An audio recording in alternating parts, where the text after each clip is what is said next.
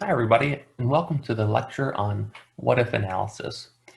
The idea here is very simple. When we create some kind of a forecast, so say for Mercury, for the case study, you forecasted all these free cash flows, and then you discounted them to get the value of the company. Well, anytime you do that, you're making a lot of different assumptions. We want to know how sensitive is that bottom line, the enterprise value that you calculated for Mercury, for example, how sensitive is that bottom line to all of those little assumptions that you made? Okay, how robust is it? What happens if you change some of those assumptions? How does your bottom line change? Okay, so that you can see the practical importance of figuring this out. There's going to be three types of analysis that we'll talk about today to try to get at this. The first is called sensitivity analysis. The second is scenario analysis. And the third is break-even analysis. They're all very closely related. So let's define those a little bit more cleanly. So these are all different ways of handling uncertainty. We've got all these different assumptions about revenues, costs, capital requirements. All of these things go into an NPV analysis. We need to figure out how much does our answer change. If it changes a lot based on our assumptions, then maybe we have to think a little bit harder about our actions. Okay, so what if something changes? With a sensitivity analysis, you're going to change just one assumption at a time. So maybe you change your assumption on the selling price of some new product. Just one thing at a time. And you want to see how that one assumption affects NPV. With scenario analysis, now you're going to be changing different combinations of assumptions. So now it's not just how much can I sell my product for, but I'm going to think about combining the assumption of the sale price with like the cost of production. Maybe both of those things are uncertain. Maybe both of those are assumptions I have to make. I'm going to think about different combinations of those assumptions to see how that changes the NPV. So for example, kind of a natural way to do this is to think of a worst case scenario. What happens if everything is bad? What happens if I can only sell at a low price? And what happens if costs are higher than I expect? Right? How bad could things get? Or likewise, how good could things get if everything goes right? What could be the possible payoff there? Okay, so that's a scenario analysis. Sensitivity analysis, you're just changing one variable. Scenario analysis, you can change everything to see, best case outcome or worst case outcome or some combination of those. And finally, we have break-even analysis. So break-even analysis is a form of sensitivity analysis. You're only going to change one thing, just like with sensitivity analysis. But now you want to see, when does the project turn from a good project to a bad project, or vice versa? At what level of that assumption do you break even? When does NPV hit zero? Okay, so you can think about that for a second and realize that that's an important benchmark. When the break-even point is very close to what you think is going to happen, then you should get worried. If break-even point is very close to what you think is going to happen, that means you don't have a whole lot of room for error.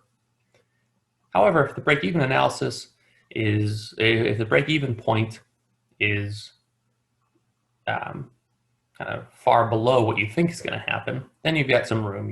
You have some breathing room, some comfort there. So that's a useful benchmark whenever you're evaluating a project.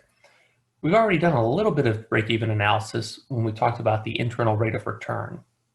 If you remember the definition of the IRR, it was the discount rate that sets the NPV equal to zero. Okay, so that's a form of break-even analysis. You're setting NPV equal to zero by changing one assumption. With IRR, the assumption is the discount rate. But in principle, you can do it for any assumption that you want. You can modify things, pull the levers until you hit NPV equal to zero. I think the best way to see these is with an example. So for the rest of the class, we're just going to set up one example and then do different types of sensitivity analysis, different types of scenario analysis, and break-even analysis on just that one example. So we're going to evaluate this project from the auto buy company. They're going to have a motor scooter, okay, some new kind of transportation device. We're going to lay out the free cash flows, and we want to find the NPV of this project. So it's a relatively simple project. We're laying out all the ingredients for the free cash flows in this table here. So in year 0, nothing happens except for CapEx. You have to invest $15 in some kind of plant or equipment in order to make these scooters. And we're just going to say there's no net working capital requirements, just keep things simple. It's all just CapEx. What happens after that? In years 1 through 10, again, in a very simple case, we're going to keep everything the same. All the ingredients for a free cash flow are going to be the same for years 1 through 10. We're going to have a revenue of $37.50, variable costs of $30, fixed costs $3, depreciation of $150, EBIT of $3, taxes $150, and no plat of $150. Okay. Where we're going to go with this, just so you can kind of get a sense. These cells in red up here, these are going to be our starting assumptions. These are things that feed into the NPV of this project. And what we're going to be doing going forward is we want to see how sensitive our NPV is to these different assumptions in red. For now, just take them as given. For now, it's just a straightforward free cash flow problem calculating the NPV of this project. But that's where we're heading. We need a baseline before we can do any kind of robustness checks, before we can get any kind of sensitivity analysis. We need some kind of a baseline. So that's what we're setting up here. If we're going to sell 1 unit or 1 million units, however your units, whatever units you want to use, it doesn't matter. We just have 1 here, and we have a sale price per unit. That translates into a revenue of $37.50. Okay. And then if the variable costs are $30 per unit, then we have $30 in variable costs, all these other costs. We get this EBIT of 3, down, down, down. So these are all the ingredients for the free cash flow. So what should be our free cash flows from year 1 through 10? I'll just remember the free cash flow equation. It's our no plat of 150 plus depreciation, which is also 150. So now we're up to 3, minus our increase in net working capital, which is 0, minus our CapEx, which is 0. So we have 150 plus 150. We should have a free cash flow of 3 from years 1 through 10. Okay. Now, how do you value that? Well, in this case, it's an annuity. In years 1 through 10, everything's going to be the same. So you're going to have an annuity of $3 for 10 years, and then a capital expenditure of $15 at year 0. So put all that together, what's the NPV? Minus $15 from year 0, plus an annuity of $3 for 10 years. And the problem said that we have a 10% discount rate, just to review. So that gives us a NPV of 3.43. So this is just reviewing free cash flows because we want to make sure we don't forget about that stuff. The midterm's over, but we want to remember this stuff. That's our baseline. Moving forward, however, we want to think about those assumptions that we're making, these assumptions in red.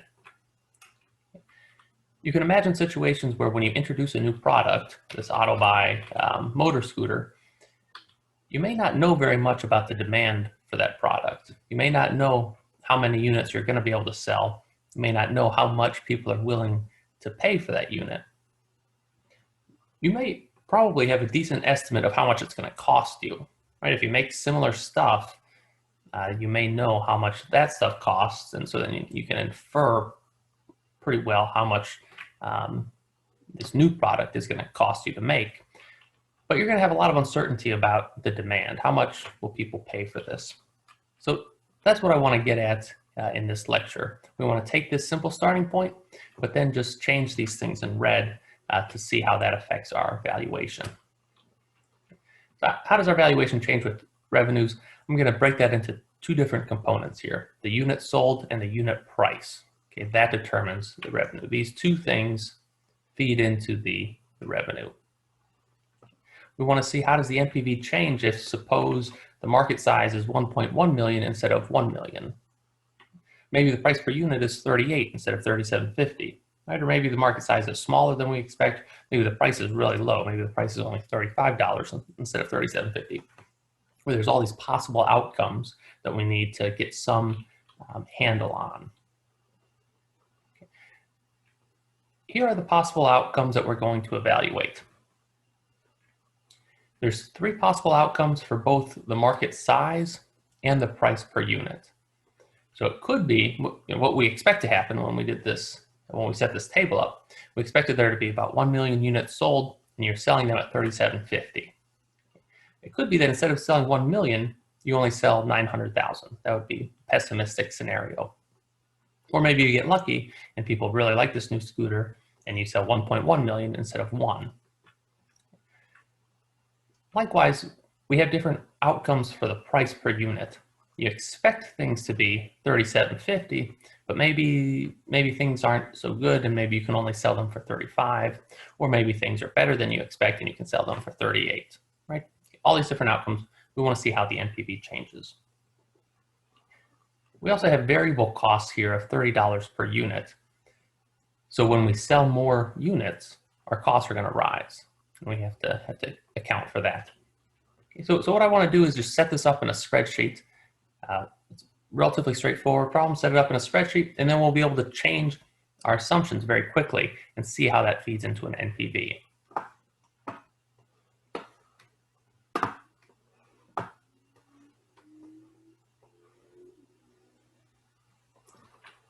Okay, so I started on the spreadsheet already. I'm just taking this table, our baseline table, and I want to set it up in a relatively smart way so that when we change these cells in red, it automatically filters down into the NPV calculation. So what's our revenue going to be? Well, the revenue is going to be a function of how much you sell and what price you can sell at. So to tell that to Excel, I'm going to type the equal sign and have the units sold, which is in cell C2. I'm going to multiply that by the price per unit. Okay, so we get the $37.50. That's our baseline. Okay. Now, variable costs also change, so we want to make sure that each piece of our free cash flow formula gets connected to our assumptions that we're making here in red. So if variable costs are $30 per unit, then how much does it cost me to make 1 million units? I have to multiply $30 per unit times the number of units, which is sitting up in cell C2. So we get the 30. The fixed costs are fixed. It doesn't matter how much you sell. That's just going to be $3. Likewise, the depreciation is just a function of how much capital you put in at the beginning. So that's fixed. We're not going to change that. The EBIT's obviously going to change because our revenue and our variable costs changed based on our assumption. So we want to write the EBIT as a function of those ingredients. So just like we've done in the past, the EBIT's going to be our revenues minus all of our costs minus our depreciation. Okay, so we get an EBIT of $3 there. How much taxes are we paying? We're assuming a 50% tax rate. So we multiply 0.5 times our taxable income, our EBIT, our operating income. That gives us our NOPLAT, which is our operating income minus the taxes that we pay of $150. Okay. And finally, we're going to set up the free cash flows. As usual, the free cash flows are our NOPLATs, EBIT times 1 minus T, plus depreciation, minus any increase in net working capital, and then minus our CapEx. Okay, so minus 15 at year 0, all we have is the CapEx, and then we'll just fill that over for the years 1 through 10 column to get the $3. Okay.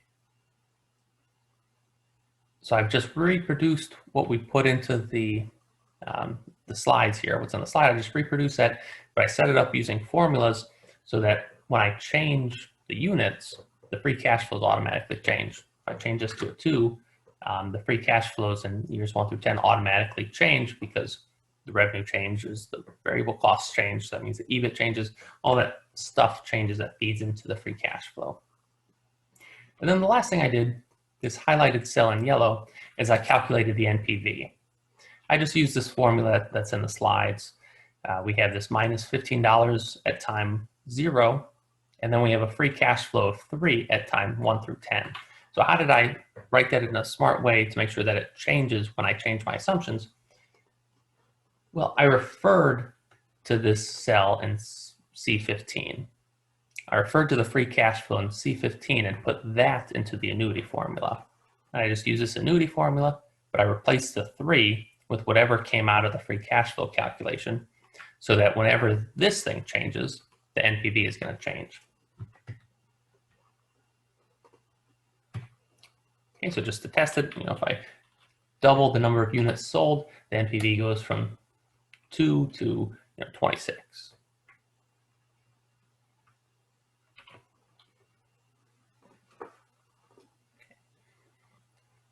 So now we have everything set up. We can just change our assumptions and see what happens. We have these possible outcomes. We can just fiddle with these top 2 cells up here and see how that affects our NPV. So for example, what happens if things turn out well and we have an optimistic market size? Let's do sensitivity analysis on the market size. Okay, so remember, with sensitivity analysis, you're just going to change one assumption at a time. For now, we're just going to change the market size. We expect it to be 1. It could be 1.1. So what happens now? If we change it to 1.1, we get an NPV of 5.74. That would be the optimistic case. What about the pessimistic case? We'll change it from 1.1 to 0.9. And now the NPV changes to 1.13. Okay. So we kept everything the same. We just changed one number. We changed how much we sold. It could be 0.9, could be 1, could be 1.1. Okay, that's sensitivity analysis. You can do sensitivity analysis on market size, but you could also do it on price per unit. So if we're going to do sensitivity analysis on price per unit, we can only change one thing. We can only change the price per unit that we're assuming. So to do that, I have to set the unit sold back to the baseline. Right, so now the unit sold is going to go back to 1. And I'm just going to fiddle with the second assumption here, the price per unit. So what happens if the price per unit is 38? Well, now I get an NPV of about 5. And what about in the pessimistic case? The price per unit could be 35. So now I have an NPV of minus 4.25. We want to see how robust this NPV is to all of these different assumptions. Okay, so let's summarize all of that. So all of this is worked out in the slides here. If you do sensitivity analysis on market size, you can look at 1.1 versus 0.9, see that the NPV goes from 5.74 in the best case to 1.13 in the bad market size. You do the same thing with price. You flip the unit sold back to 1 and now just change the second thing. It could be $38 per unit. That gives us an NPV of 5. Or it could be only $35 per unit. That gives us an NPV of minus 4. Okay. So putting all this together, what do we have? We've got 2 assumptions, the market size assumption and the price per unit assumption. We've got 3 possible outcomes, a pessimistic case, an expected case, and an optimistic case. In the expected case, our baseline, we can call that, we had an NPV of 3.43. When we changed the market size, things went down to as low as 1.13, went up as high as 5.74. When we just changed the price per unit, things went down to minus 4.25, and they went up as high as about 5. So what does this tell us? What's kind of the point of doing this? What would be your takeaway? You do all this analysis, all this work, you send it to your boss. And why does your boss care about this? Or why would you care about this when you become the boss one day? It helps us hone in on what's important in our analysis. So what's important for the auto buy motor company here?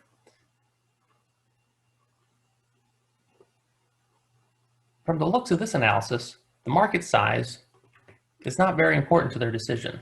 Things could be bad, things could be good. In either case, the NPV is positive. Right? Even when the market size was low, we still had a positive NPV. So, that's not a big deal. Our decision is not sensitive to that assumption. Where does it matter? Well, it matters with the price. So once the price dips too low now we're at a negative NPV territory. And so now we don't want to do it anymore.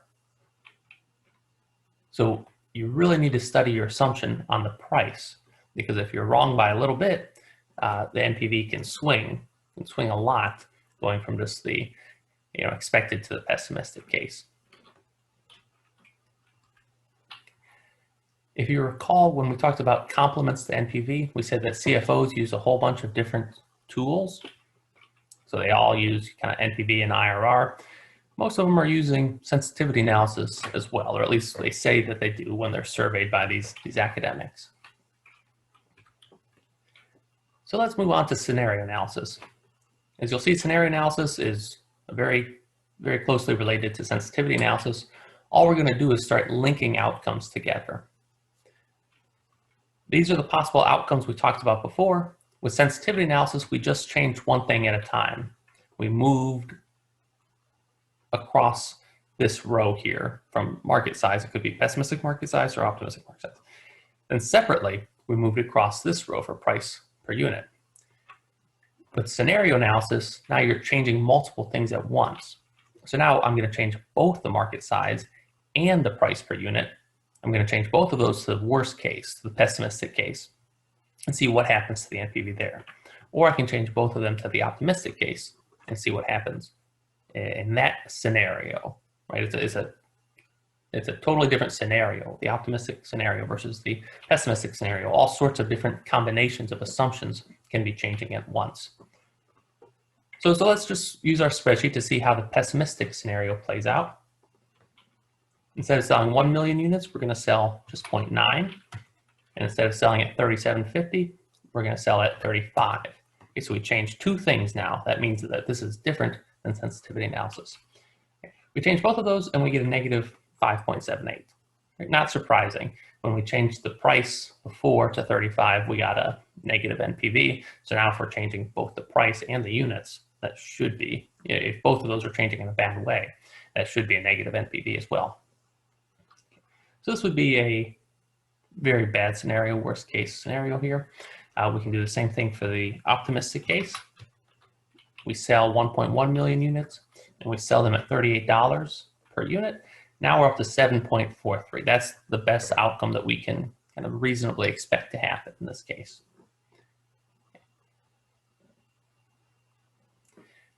That brings us with these different scenarios. It could be as high as 7.4 if everything goes right. It could be as low as 5.8 if everything, or as low as minus 5.8 if everything goes wrong. That's of course all relative to this baseline. Right? You have some set baseline assumptions that gives us the 3.4. You change the assumptions to see how the NPV changes. Next, I want to show a nice little trick in Excel called a data table. The data table is going to put all of this together in one step, one trick. You're going to do all sorts of scenario analysis and sensitivity analysis very quickly. Before I get into the weeds with the data table, I want to bring your attention to the spreadsheet that's up on Teams. So this is a spreadsheet that's been up there since the first week. I added all of this stuff about the auto-buy project, all the stuff that we've talked about in the slides that we're going to do with the data table. I put all of that on a new tab here, the auto-buy data table tab. That's in that Excel practice discounting and CAPM file that's in the Teams folder.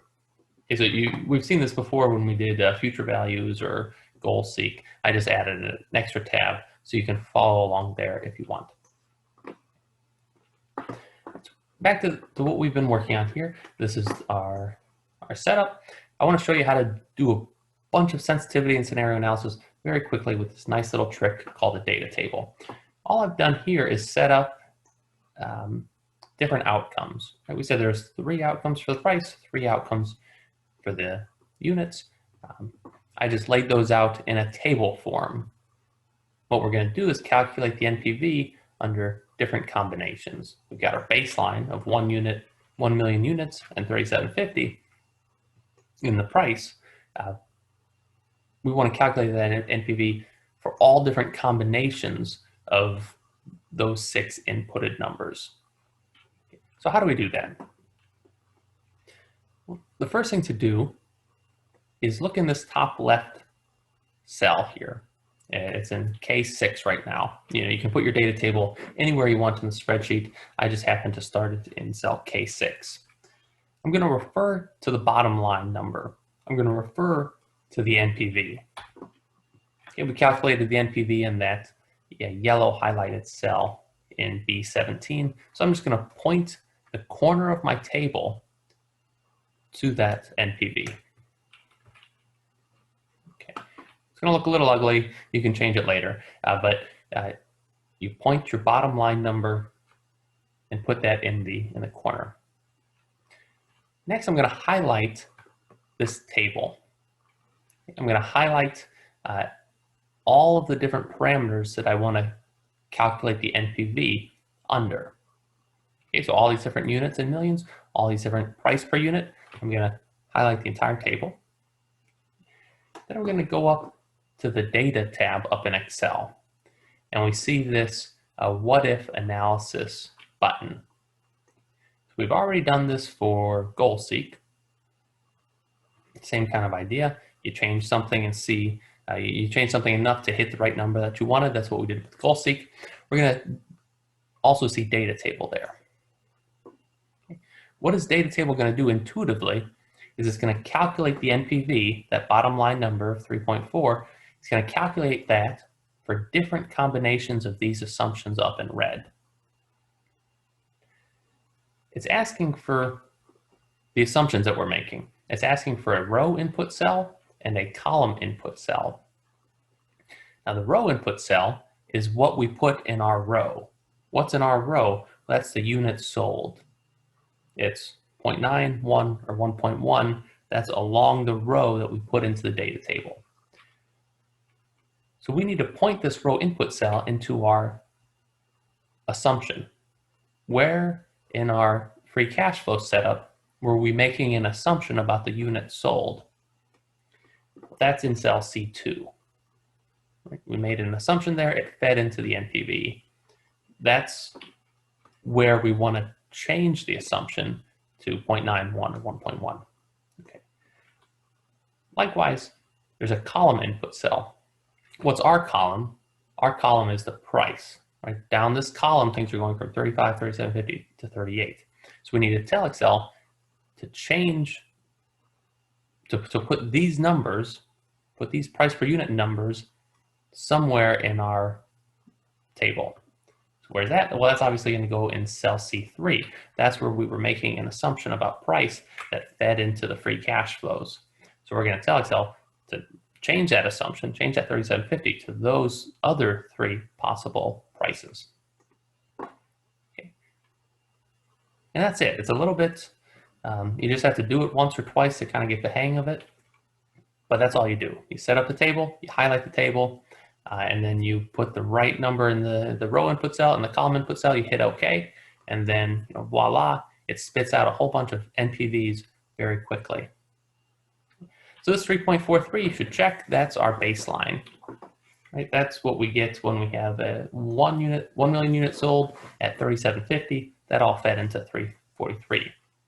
Okay, so that's a good check.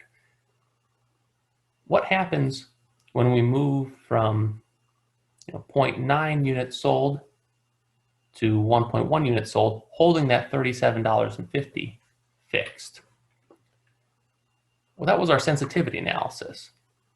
Right? Remember, we did sensitivity analysis on the units sold. That was the very first thing we did with AutoBuy. And we saw these numbers exactly. We can pull up the slides just to remind you. When we had an optimistic market size of 1.1, we had an NPV of 5.74. Pessimistic case was 1.13. Well, there's that 5.74. There's that 1.13. Excel just calculated it all very quickly. Okay. That was the first sensitivity analysis we did, where we just changed the units per sold. That's all in these 3 cells. What was the second sensitivity analysis we did? We just changed the price. So we were going down that column. We're going down column M. We kept the unit sold fixed at what we expected of 1, and we just changed the price from 37.50 to 3 to 38. Okay? So those minus 4.25, 3.43, 4.97, we already calculated those. That should be familiar. Okay, so starting in the middle here and going up and down that column, that's one type of sensitivity analysis. Going side to side, that would be sensitivity on the other dimension. Okay. So where's scenario analysis in this table? Well, if you remember, we did the best case outcome where we had a lot of units sold at a high price. That was 7.43. That number, should be again familiar from the slides. When we go to the scenario analysis, we had the 7.43 here, high price and big market, and then low price and low market, small market, we had minus 5.78. You can go to the spreadsheet, there are those two numbers again. Worst case scenario, minus 5.78, best case scenario, 7.43. So once you set up the spreadsheet, you don't have to yourself kind of type in all these different assumptions and then write down the answer each time you change an assumption. If you set it up, the data table can keep track of it all for you by doing a whole bunch of calculations very quickly. It's even doing calculations that we didn't do before. So for example, we have what happens if you have a big market, but the only way to get that big market is to sell at a low price. You have to sell $35 per unit to get 1.1 million units sold. Well, that's still negative NPV, so you don't want to do that. In contrast, what could you try? Well, maybe mark up the price of 38, but then you're only going to sell 0.9. And that turns out to be a better deal. Right? If you sell fewer units at a higher price, you get 2.51. If you sell more units at a lower price, you have minus 2.71. Right, so it's doing all of this very quickly. We just had 3 combinations of units sold and 3 possible prices per unit. So that gives us kind of 9 combinations. But there's really no limit. I mean, you can do hundreds of combinations if you wanted to really hone in on what's going on.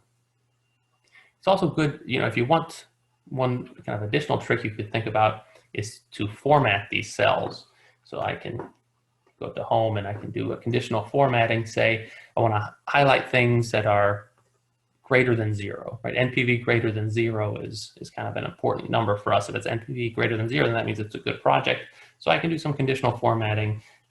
Cells greater than 0, we're gonna highlight in green to say that these are good deals, right? So good deals are in green, and then bad deals you could put in red or something like that.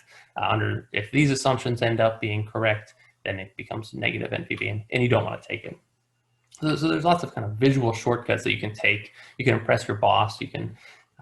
When I was an undergrad, I had some classmates who did this investment banking track. It was like an extracurricular that they did, and I think the only thing they did there was learn Excel tricks. I think that was a big part of it, but it was all very impressive. And it took me a while to figure out what they were doing here, to see how they were setting up these data tables, because if you were trying to do this manually, it'd be very hard to do.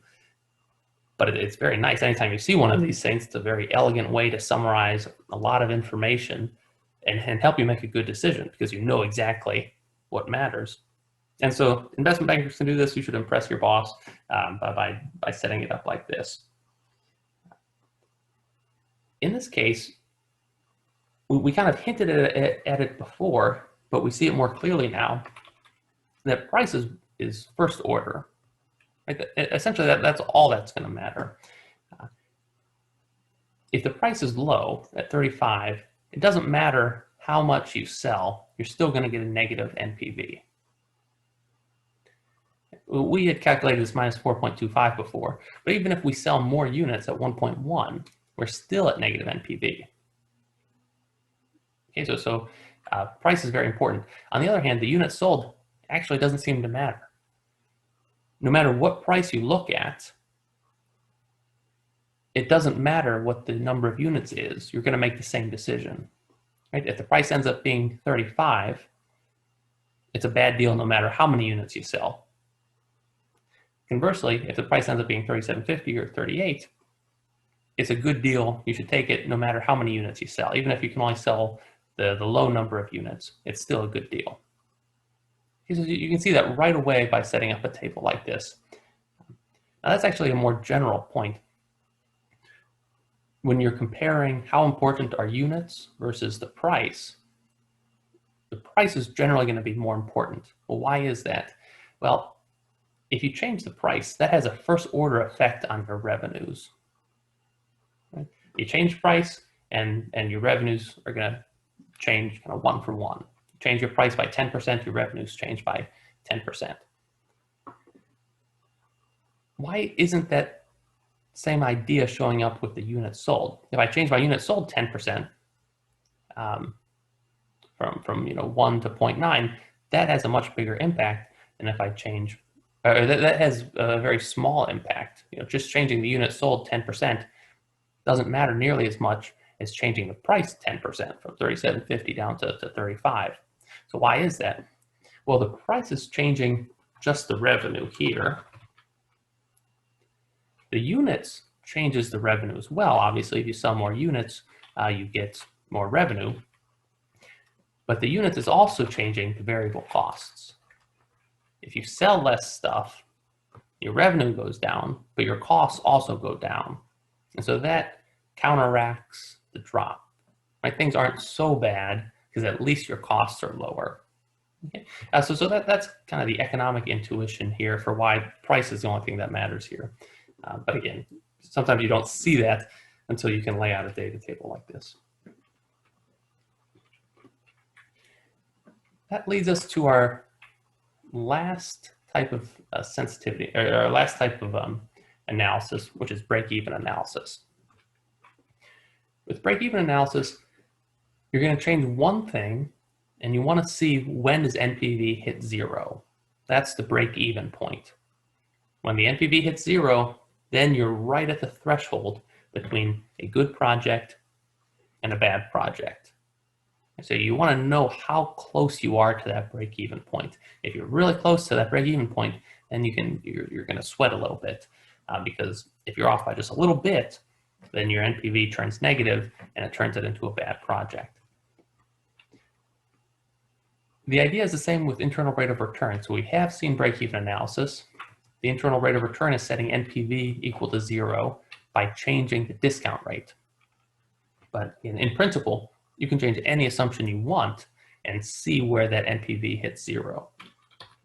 So in our example, we can use goal-seek to figure out each of these assumptions. Where's the break-even point? So you could play around with numbers a little bit, or you could just use goal-seek and have Excel play around with numbers very, very quickly. If you do that here, you'll get that the number of units sold of 0.85, that becomes a break-even point. Okay, so again, you're just changing one thing. So you're going to keep the sale price at $37.50. I just want to know how much room do I have on this one assumption before NPV hits 0. So if my baseline is 1, it can go down to 0.85, and I would hit NPV equal to 0. Okay. You can do the same exact thing with your other assumption, with price. So say you keep your units sold at 1 now. I want to see how low can my prices go before I hit NPV equal to 0. And we see that our baseline price was $37.50. If we drop by $1, now NPV goes all the way to 0. Okay, so that would be our break even there. And again, you can review what we did with what if analysis. I'll just do it real quick here. We'll find the break even sale price by going to the data tab up in Excel, going to what if analysis. Then we'll have goal seek. We want to set NPV to 0. That's the whole point of the break-even analysis. So set cell. What do I want to set? I want to set NPV, which is located in this highlighted cell. I'm going to set that equal to 0 by changing something. I want to find the break-even price. So I'm going to keep the unit sold at the baseline 1, and I'm going to allow Excel to change the sale price per unit.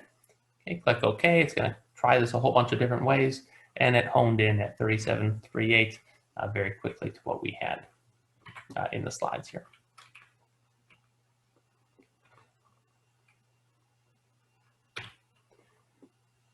You should be able to set things up like this analytically. Obviously, for a test, you can't use Excel, so you should still understand the intuition for break-even analysis and know how to solve it for relatively straightforward problems. So for the auto buy company, the cash flows were reasonable. They were an annuity. Right? So we had these cash flows, minus 15 at time 0, and then an annuity of $10 for cash flow C. We were getting some cash flow C at year 1, 2, 3, up to time 10. Okay, so that's an annuity. The NPV was here. We could set that equal to 0 and solve for C. So you should be able to work through that and figure out that the break-even free cash flow we need is 2.44. Any cash flow above that would be a positive NPV. Any cash flow below that would be a negative NPV. Okay. So that's all doable on a test. Maybe for a bonus problem, you can think about breaking that C into all the different ingredients. So you could do this analytically by just writing out the free cash flow formula. So I did this in small print just to tell you that it's not, I wouldn't expect you to do something like this on a test, except for maybe for bonus. But we know that the free cash flow is going to be 2.44 to hit NPV equal to 0. So that's the free cash flow, 2.44. Then I'm going to write out all the ingredients for the free cash flows, right? Revenues minus costs, minus your fixed costs, minus your depreciation, times 1 minus t, plus the depreciation again. That's the free cash flows those are the ingredients of free cash flows for years 1 through 10. Put in numbers and we can solve for, say, the break-even number of units. Okay. We did this in Excel very quickly, but you can do it analytically by leaving that number of units as a variable and putting in numbers for everything else that you know. You know what the price per unit is, the variable cost per unit, you know the fixed cost depreciation, and the tax rate. So you put in all those numbers and you solve for the number of units that gives you the free cash flow of 2.44. So that would be doable. As you can see, the ideas with what-if analysis are all pretty intuitive. We did it a little bit with Mercury. With Mercury, you set up your baseline free cash flows, and then you changed little things. You changed the tax rates in years 2009. So you've already had some idea of how to set things up in a clever way to change your assumptions and see how that feeds into your NPV. We're just trying to be a little bit more formal with our terminology, but we're doing the same thing. The next lecture, we'll think about more drastic changes to our project. With what-if analysis, we're kind of tinkering with the project. We're tinkering with the assumptions, changing the price a little bit, changing the units a little bit. But what happens if the project can change more drastically? That's going to require a new tool to think about. That tool is going to be real options. It's going to be in the same vein, but it's going to be slightly more, it's going to accommodate for bigger changes in our project.